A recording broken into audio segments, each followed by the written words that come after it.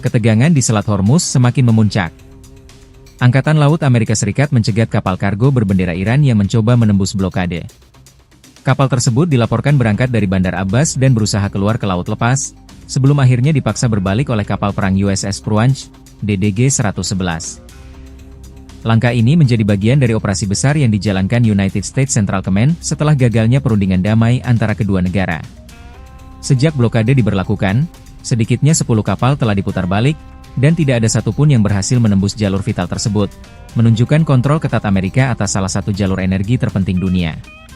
Di sisi lain, Iran juga mengambil langkah balasan dengan menutup akses bagi kapal Amerika dan sekutunya sejak konflik pecah. Pernyataan dari Brett Cooper bahkan menegaskan bahwa aktivitas perdagangan laut Iran kini nyaris lumpuh. Dengan situasi yang terus memanas, dunia kini menanti, apakah ini akan berujung pada konflik terbuka yang lebih besar?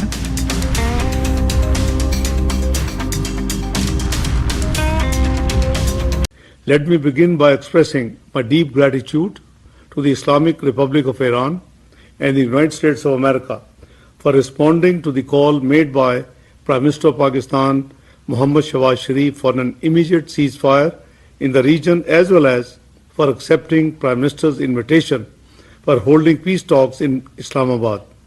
The delegation of the United States of America was headed by the U.S. Vice President J.D. Vance, and the delegation of the Islamic Republic of Iran was headed by Speaker of the Iranian Parliament, Bakhar Ghalibaf, arrived yesterday in Pakistan to participate in Islamabad talks.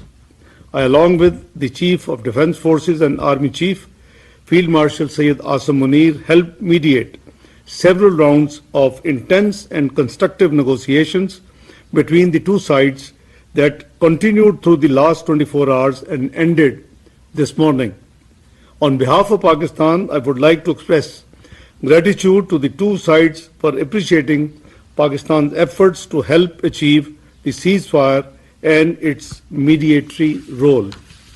We hope that the two sides continue with the positive spirit to achieve durable peace and prosperity for the entire region and beyond.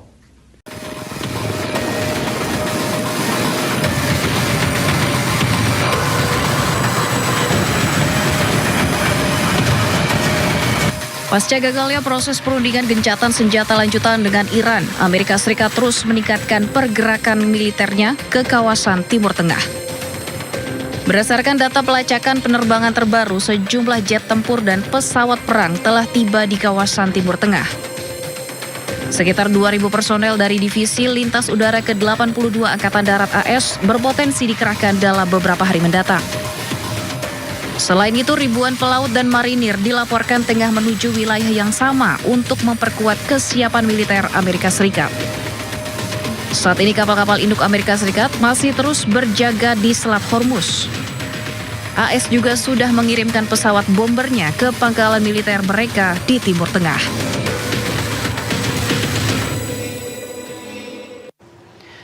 Pemirsa, informasi pilihan hari ini akan tersaji di segmen Sindo News 5 bersama Naufal Zakwan sekaligus menjadi penutup Sindo malam hari ini.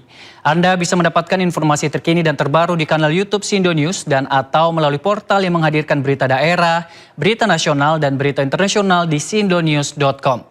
Mari berbagi untuk masyarakat yang terdampak bencana di tanah air melalui MNC Peduli dengan berdonasi pada rekening di bawah ini atau scan QR dengan aplikasi uang digital Anda. Saya Ari Lasya beserta kerabat kerja yang bertugas mengucapkan terima kasih atas atensi Anda. Selamat malam dan sampai jumpa.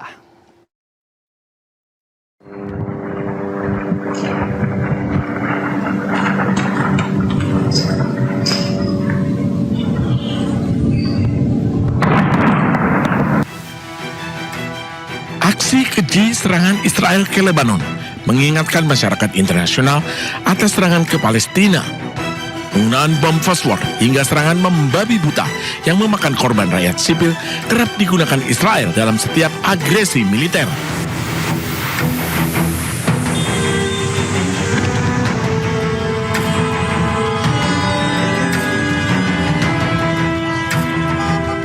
Delapan kota menjadi target serangan Israel.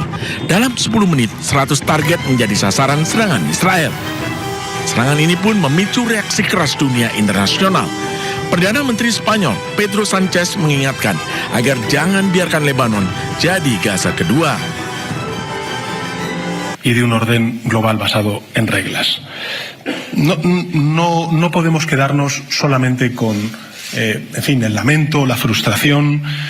En fin, basta con mirar a Gaza para ver cuáles son las consecuencias de esta violación que se está haciendo del derecho internacional. Por eso, desde Europa también debemos ser claros, porque hay muchos países de ese llamado sur global que están mirando a Europa y que lo que quieren es que no cometamos esto de los dobles estándares, de la doble vara de medir en función de cuál sea el caso, si afecta más o menos a Europa. No permitamos una nueva Gaza en el Líbano. Sementara Perdana Menteri Israel Benjamin Netanyahu tegaskan tidak akan berhenti menyerang Lebanon. לכם והם נלחמים היטב, המלחמה נמשכת, כולל בתוך רצועת הביטחון בלבנון שבאה איתי לפני שעה קלה. מה שאנחנו רואים זה שאנחנו סיכלנו את איום הפלישה בלבנון באמצעות רצועת הביטחון הזאת, מרחיקים את סכנת ירי הנ"ט. האויבים שלנו, איראן וציר הרשע, הם באו להשמיד אותנו, וכעת הם נלחמים פשוט על ההישרדות שלהם. Akibat serangan Israel, lebih dari 100 titik di Lebanon, ribuan orang tewas, tak hanya militer. Israel juga menyasar sipil, pasukan perdamaian, dan fasilitas medis. Sementara itu pemirsa, Amerika Serikat menebar pasukannya di Timur Tengah pasca gagalnya perundingan dengan Iran. Amerika mengaku serangan akan dilakukan dengan target yang lebih luas.